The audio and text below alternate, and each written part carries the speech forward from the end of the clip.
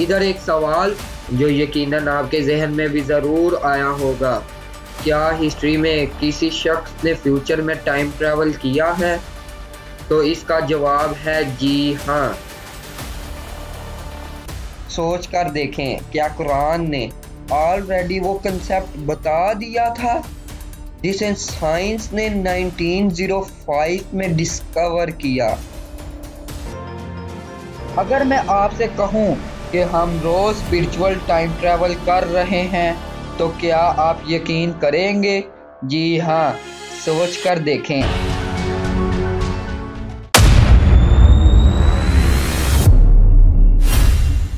Video को शुरू करने से पहले आपसे एक रिक्वेस्ट है कि हमारे चैनल को सब्सक्राइब करें और बेल आइकन जरूर दबाएं, और अगर वीडियो पसंद आई हो तो लाइक भी कीजिएगा। शुक्रिया। वक्त एक ऐसी चीज जो हर इंसान को महसूस होता है लेकिन कोई उसे समझ नहीं पाया। क्या वक्त सिर्फ एक सीधी लाइन है या ये एक गोल दायरा है जिसमें हम कैद हैं? आज हम बात करने वाले हैं एक ऐसे राज की जो सिर्फ साइंस तक महदूद नहीं बल्कि कुरान में भी इसका जिक्र मिलता है। वो है टाइम ट्रैवल। टाइम ट्रैवल एक कॉन्सेप्ट जो साइंस फिक्शन की दुनिया से उठकर रियल लाइफ तक आ चुका है। एल्बर्ट आइंस्टाइन ने जब थ्योरी ऑफ रिलेटिविटी दी, उसने एक ऐसी सोच दुनिया के सामने रखी जहां वक्त सिर्फ घड़ियों की मेजरमेंट नहीं बल्कि एक फैब्रिक है, स्पेस टाइम। इस थ्योरी के मुताबिक अगर आप लाइट की नियर स्पीड पर मूव करें तो वक्त आपके लिए स्लो हो जाता है, और अगर कोई इंसान ज़्यादा ग्रेविटी वाले रीजन में हो जैसे कि ब्लैक होल के करीब तो उसका टाइम अलग बिहेव करता है। अब इंटरेस्टिंग बात यह है कि कुरान मजीद में भी टाइम के कंसेप्ट को बिल्कुल ऐसे ही अलग पर्सपेक्टिव में डिस्क्राइब किया गया है। फॉर एग्जाम्पल, सूरह अल हज 2022:47 में लिखा है, Indeed a day with your Lord is like 1,000 years of what you count। मतलब अल्लाह के नज़दीक जो एक दिन है वो हमारे 1000 सालों के बराबर है। यही कंसेप्ट रिलेटिविटी में भी मिलता है।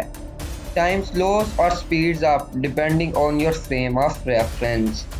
सोच कर देखें, क्या कुरान ने ऑलरेडी वो कंसेप्ट बता दिया था जिसे साइंस ने 1905 में डिस्कवर किया? जी हाँ। अगर वक्त रिलेटिव है तो क्या हम थ्योरेटिकली फ्यूचर में जा सकते हैं? तो इसका जवाब है जी हाँ। इधर एक सवाल जो यकीनन आपके जहन में भी ज़रूर आया होगा, क्या हिस्ट्री में किसी शख्स ने फ्यूचर में टाइम ट्रैवल किया है? जी हाँ, बिल्कुल गया है। कुरान में हमें इस बात का जिक्र मिलता है। हजरत उज़ैर अलैहिस्सलाम एक दिन सोए और 100 साल बाद जागे। उनका खाना फ्रेश था, उनके गधे की हड्डियां खाक बन चुकी थीं। इस तरह हजरत उज़ैर अपने प्रेजेंट के फ्रेम से फ्यूचर में गए।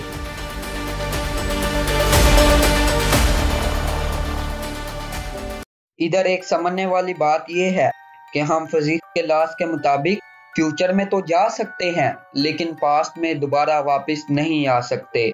जी हाँ, कुरान में भी हमें इसी बात का जिक्र मिलता है। सूरत अल मोमिनून आयत नंबर 99 एंड 100 का मफ़हूम ये है कि जब इंसान को मौत के बाद दोबारा उठाया जाएगा तो वो अपने रब से गुजारिश करेगा कि उसे वापस दुनिया में भेज दिया जाए ताकि वो अपनी गलतियों को सुधार सके। लेकिन अल्लाह ताला इस गुजारिश को रद्द कर देगा और कहेगा कि उनके आगे एक रुकावट है जहां से वापस जाना नामुमकिन है। ये आयत ये समझाती है कि वक्त का सफ़र सिर्फ आगे चलता है और गुजर चुका लम्हा दोबारा कभी नहीं मिल सकता। अब देखते हैं कि साइंस ने इसके बारे में क्या कहा है कि हम क्यों नहीं पास्ट में जा सकते। बिकॉज फिजिक्स के लॉज अभी तक बैकवर्ड मूवमेंट को अलो नहीं करते, लेकिन पैराडॉक्स यहाँ स्टार्ट होते हैं। अगर आप पास्ट में गए और अपने ग्रैंडफादर को मिलने से पहले उनकी एग्जिस्टेंस बदल दी तो आपका क्या होगा? इसे कहते हैं ग्रैंडफादर पैराडॉक्स। और कुरान कहता है सब कुछ अल्लाह के इल्म में पहले से लिखा हुआ है। कुल्लु शाइन इन्नहु बिमिक़दार, everything is measured fixed in time. तो शायद हम टाइम ट्रैवल की कोशिश में नहीं बल्कि अल्लाह के लिखे हुए वक्त को समझने की कोशिश में हैं। जी हाँ, अगर मैं आपसे कहूँ कि हम रोज़ स्पिरिचुअल टाइम ट्रैवल कर रहे हैं तो क्या आप यकीन करेंगे? जी हाँ, सोच कर देखें, अगर अल्लाह के लिए एक दिन 1000 साल के बराबर है तो क्या हम हर दुआ के जवाब में टाइम ट्रैवल का हिस्सा नहीं बन रहे? चलें इसे डिटेल में समझते हैं। देखें, जब आप दुआ करते हैं तो आप फ्यूचर में किसी मोमेंट के लिए अल्लाह से कुछ मांग रहे होते हैं। आपकी दुआ के जवाब का प्रोसेस अल्लाह के नज़दीक ऑलरेडी लिखा जा चुका होता है, यानी अल्लाह पहले से लिख देता है कि ये मेरा बंदा मुझसे फ्यूचर में यहाँ दुआ करेगा और मैं इसकी दुआ को कबूल करके इसको वो चीज़ अता कर दूंगा। लेकिन आपके लिए वो अभी फ्यूचर में आने वाला एक इवेंट है। आप अपने टाइम फ्रेम से फ्यूचर में पहुंचकर एक लिखे हुए पॉइंट को एक्सपीरियंस करते हैं। ये एक तरह का time travel in spiritual concept है।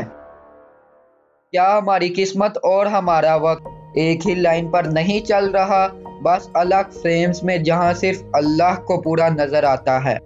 शायद वक्त को कंट्रोल करना हमारा काम ही नहीं, बस उसे समझना ही सबसे बड़ी डार्क खोज है।